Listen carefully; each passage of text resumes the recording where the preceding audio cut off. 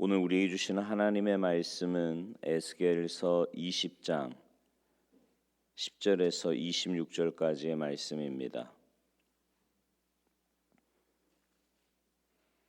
에스겔서 20장 10절에서 26절까지 우리 한 목소리로 봉독하시겠습니다. 함께 봉독하십니다. 시작. 그러므로 내가 그들을 애굽 땅에서 나와서 광야에 이르게 하고 사람이 준행하면 그로 말미암아 삶을 얻을 내 율례를 주며 내 규례를 알게 하였고 또 내가 그들을 거룩하게 하는 여호와인 줄 알게 하려고 내 안식일을 주어 그들과 나 사이에 표징을 삼았노라.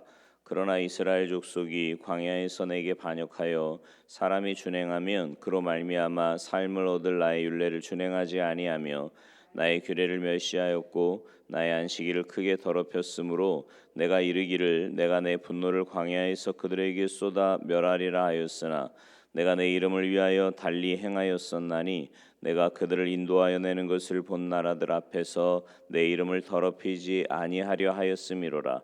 또 내가 내 손을 들어 광야에서 그들에게 맹세 내가 그들에게 허락한 땅 곧 젖과 꿀이 흐르는 땅이요 모든 땅 중에 아름다운 것으로 그들을 인도하여 드리지 아니하리라 한 것은 그들이 마음으로 우상을 따라 나의 규례를 업신여기며 나의 율례를 행하지 아니하며 나의 안식일을 더럽혔음이라.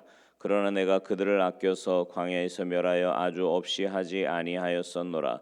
내가 광야에서 그들의 자손에게 이르기를 너희 조상들의 율례를 따르지 말며 그 규례를 지키지 말며 그 우상들로 말미암아 스스로 더럽히지 말라. 나는 여호와 너희 하나님이라. 너희는 나의 율례를 따르며 나의 규례를 지켜 행하고 또 나의 안식일을 거룩하게 할지어다. 이것이 나와 너희 사이에 표징이 되어 내가 여호와 너희 하나님인 줄을 너희가 알게 하리라 하였노라. 그러나 그들의 자손이 내게 반역하여 사람이 지켜 행하면 그로 말미암아 삶을 얻을 나의 율례를 따르지 아니하며 나의 규례를 지켜 행하지 아니하였고 나의 안식일을 더럽힌지라. 이에 내가 이르기를 내가 광야에서 그들에게 내 분노를 쏟으며 그들에게 내 진노를 이루리라 하였으나 내가 내 이름을 위하여 내 손을 막아 달리 행하였나니 내가 그들을 인도하여 내는 것을 본 여러 나라 앞에서 내 이름을 더럽히지 아니하려 하였음이로라. 또 내가 내 손을 들어 광야에서 그들에게 맹세하기를 내가 그들을 이방인 중에 흩으며 여러 민족 가운데 해치리라 하였나니 이는 그들이 나의 규례를 행하지 아니하며 나의 율례를 멸시하며 내 안식일을 더럽히고 눈으로 그들의 조상 우상들을 사모함이며 또 내가 그들에게 선하지 못한 율례와 능히 지키지 못할 규례를 주었고 그들이 장자를 다 화제로 드리는 그 예물로 내가 그들을 더럽혔음은 그들을 멸망하게 하여 나를 여호와인 줄 알게 하려 하였음이라. 아멘. 할렐루야. 우리가 신앙인으로 산다는 것은요, 우리를 둘러싼 환경에 굴복하지 않고 신앙의 시각으로 세상을 바라보며 사는 겁니다. 그러기에 신앙인은요 신앙을 갖지 않는 사람들이 살아가는 방식대로 살지 않습니다. 우리는요 우리가 믿는 신앙의 가치를 따라 살아야 합니다. 신앙의 가치를 따라 산다는 것은 곧 하나님의 말씀을 따라 산다는 것이고요. 하나님의 말씀을 따라 산다는 것은 하나님께서 원하시는 방식으로 산다는 것을 말합니다. 우리는요 때로 힘들고 고통스러운 삶을 살 때가 있지요. 그러나 그런 때일지라도 우리는 절망하지 않습니다. 때로는 우리가 원하지 않는 길을 가야 하지만 낙심하지 않아요. 우리의 상황은 어렵지만 그 안에서 희망을 보고 용기를 갖고 사는 신앙을 그래도의 신앙이라고 이름을 붙이고 싶습니다. 힘들지만 그래도 용기를 내기 때문입니다.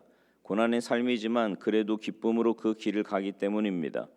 세상의 수많은 사람들은 그렇게 살지 않지만 그래도 우리 신앙인은 그런 삶을 살아야 하기 때문입니다. 우리 신앙인은요 그래도의 신앙과 그러기의 신앙을 가져야 합니다. 그래도라는 말은 상황을 반전시키는 단어잖아요. 그래도라는 말이 들어가면 앞에 존재해 있는 상황과는 다른 삶이 뒤따르거나 현재의 상황과 다른 상황을 만들 수 있기 때문입니다. 반대로 그러기에라는 말은 지금의 상황을 그대로 유지하여 더 나은 삶으로 나아가는 것을 말합니다. 내 삶이 행복해요. 그러기에 그 행복을 유지하기 위해서 더욱 기쁨을 누리며 나누는 삶을 살아야 합니다. 지금 우리의 삶이 힘들 때에는 그래도의 신앙으로 살아야 되는 거예요. 그러면 우리는 그 상황에서 용기와 희망을 가질 수 있습니다. 우리의 삶이 평탄하고 기쁠 때에는 그러기에 신앙으로 살아야 합니다. 그러면 오늘의 평탄하고 기쁜 삶을 지속할 수 있을 뿐만 아니라 더욱 풍요롭게 누릴 수 있는 거지요. 오늘 우리가 함께 읽은 말씀은요, 그래도의 신앙, 그러기의 신앙의 원천이 하나님께 있음을 보여줍니다. 이스라엘이요, 하나님께 범죄한 것은 하루 이틀의 일이 아니죠. 오늘 본문에서도 그것을 고발하고 있어요. 그래도 하나님께서 그들을 구원해 주셨습니다. 그들이 하나님께 은혜를 입을 만한 삶을 살았기 때문이 아니라 하나님께서 약속하신 말씀을 스스로 지키시기 위해서 이스라엘을 구원하신 거예요. 그래도는 하나님의 은혜입니다. 이스라엘 백성들이 광야 생활 중에 하나님께서 그래도의 은혜를 베푸셔서 그들에게 계명을 주셨습니다. 그 계명은 이스라엘 백성들을 얽어매기 위해서 주신 게 아니에요. 11절과 13절에서 반복해서 말씀하고 있는 것처럼 삶을 얻을 나의 율례입니다. 삶을 얻을 나의 율례. 21절에도 그렇게 말씀하잖아요. 삶을 얻을 나의 율례라고 말씀합니다. 신명기 10장 13절에 말씀하신 것처럼 하나님께서 이스라엘 백성들에게 율법을 주시고 그 율법을 따라서 살도록 하신 것은 이스라엘 백성들을 위해서입니다. 그들이 그 말씀 안에서 참된 행복을 누리며 영원한 생명을 얻을 수 있도록 그렇게 하기 위해서이지요. 말썽만 피우고 하나님의 마음을 아프게 하는 그 이스라엘 백성들에게 하나님께서는 그래도의 은혜를 베푸셔서 그들이 행복하기를 원하셨습니다. 말도 잘 듣지 않고 툭하면 불평하는 백성이지만 그래도 하나님께서는 그들이 영원한 생명을 얻기를 원하셨어요. 그래서 계명을 주신 겁니다. 그럼에도 이스라엘 백성들은 광야에서 그들의 행복을 위해 주신 그들에게 영원한 생명을 줄 하나님의 계명을 거부합니다. 13절의 말씀, 나의 율례를 준행하지 아니하며 나의 규례를 멸시하였고 나의 안식일을 크게 더럽혔다, 이렇게 말씀합니다. 하나님께서는 그래도의 은혜를 베푸셨는데 이스라엘 백성들은 그 은혜를 거부하고 그들의 행복을 위해서 주신 계명을 멸시합니다. 하나님을 바르게 섬기기 위해서 그리고 그들에게 안식의 복을 주시기 위해서 제정해 주신 안식일마저 더럽히고 말았어요. 그렇다면 마땅히 하나님께서 그들을 벌하시든지 버리셔야 하는데 하나님께서 다시 한번 그래도의 은혜를 베풀어 주셨습니다. 17절 보세요. 그러나 내가 그들을 아껴서 광야에서 멸하여 아주 없이 하지 아니하였었노라. 21절 마지막에 보면 그들에게 내 분노를 쏟으며 그들에게 내 진노를 이루리라 하였으나 내가 내 이름을 위하여 내 손을 막아 달리 행하였나니. 그러니까 지독히도 말을 듣지 않는 이스라엘 백성들에게 하나님께서 다시 한번 그래도의 은혜를 베푸셨다는 말씀입니다. 그 은혜가 아니었다면 그들은 광야에서 이미 다 죽어야 마땅했어요. 이미 그들은 광야에서 멸망당하고 말았을 겁니다. 여러분, 오늘 우리도 마찬가지 아닙니까? 하나님께서 우리에게 그 은혜를 베풀지 않으셨다면 우리도요, 우리의 죄악으로 다 죽어 마땅합니다. 그래도 하나님께서는 우리를 버리지 않으셨어요. 우리가 세상을 쫓아가기 위해 하나님의 손을 놓아버리고 우리 마음대로 달려갈 때도 있었습니다. 그래도 하나님께서는 우리의 손을 놓지 않으셨습니다. 우리가 세상의 이익을 얻기 위해 하나님에게서 얼굴을 돌려 세상을 바라볼 때도 있었지요.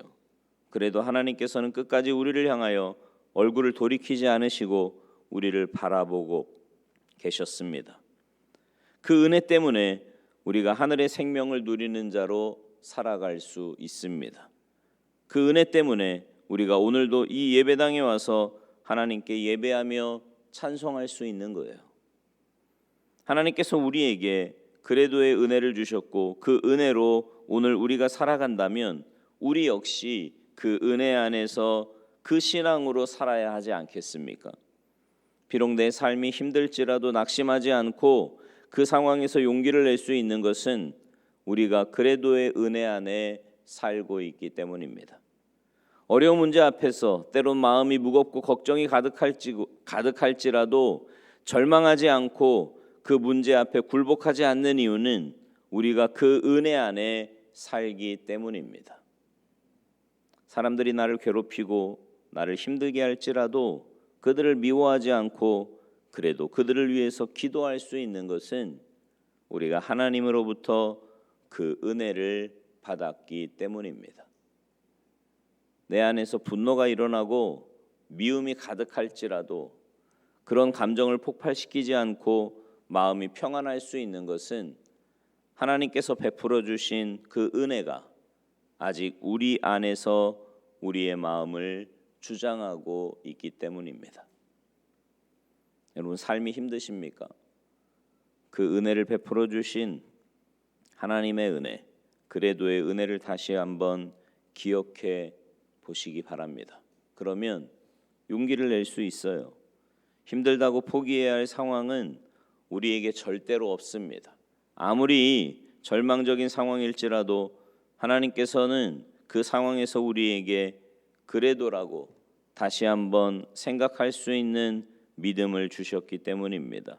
그러니까 힘들 때일수록, 마음이 고통스러운 때일수록, 불안과 걱정이 나를 짓누를 때일수록 그래도의 은혜를 한번 외쳐보시기 바랍니다. 그러면 그 은혜를 베푸시는 하나님의 은혜로 인해 우리 앞에 새로운 역사가 창조될 줄 믿습니다. 하나님은요, 우리가 절망 가운데 빠져서 파멸당하는 것을 원하지 않으십니다. 우리의 삶을 무겁게 짓누르는 인생의 짐으로 인해 우리가 넘어지고 쓰러져서 낙오자의 인생 되는 것을 원하지 않으세요. 아무리 문제가 크고 힘들다고 하더라도 우리가 그 문제 앞에서 포기하는 것을 원하지 않으십니다. 그 모든 상황에서 그래도라고 외치며 믿음으로 일어서기를 원하십니다. 그래도라고 외치며 하나님께서 주신 능력으로 다시금 새로운 삶을 시작하기를 원하신다는 거지요. 바라기는 믿음의 눈을 들어서 주님을 바라보며 그래도의 믿음으로 승리하며 사시기를 바랍니다. 어떤 상황에서도요, 믿음의 눈을 들어 주님을 바라볼 수 있다면 그 상황을 넉넉하게 이길 수 있는 거예요. 근데 자꾸만 상황을 바라보면 상황 속에 빠져들어갈 수밖에 없는 거죠. 여러분, 가만히 생각해 보세요. 지금까지 온 게 여러분의 힘으로 오신 것 같습니까? 아니에요. 전적인 주님의 은혜로 여기까지 왔습니다. 그렇다면 앞으로의 우리의 삶도 은혜로 가게 될 줄 믿습니다. 그 믿음 가지고 주님 바라보며 하나님의 전적인 은혜로 하루하루 승리하며 살아가시기를 주님의 이름으로 축원합니다. 기도하시겠습니다. 하나님, 감사합니다. 우리의 모습을 보면 진작에 끝났어야 될 우리의 삶인데 하나님의 그 은혜가 있었기에 오늘 여기까지 왔고 또 이렇게 예배의 자리에 섰고 또 하나님의 은혜 가운데 다시 한번 젖어들 수 있었음을 주님 앞에 고백합니다.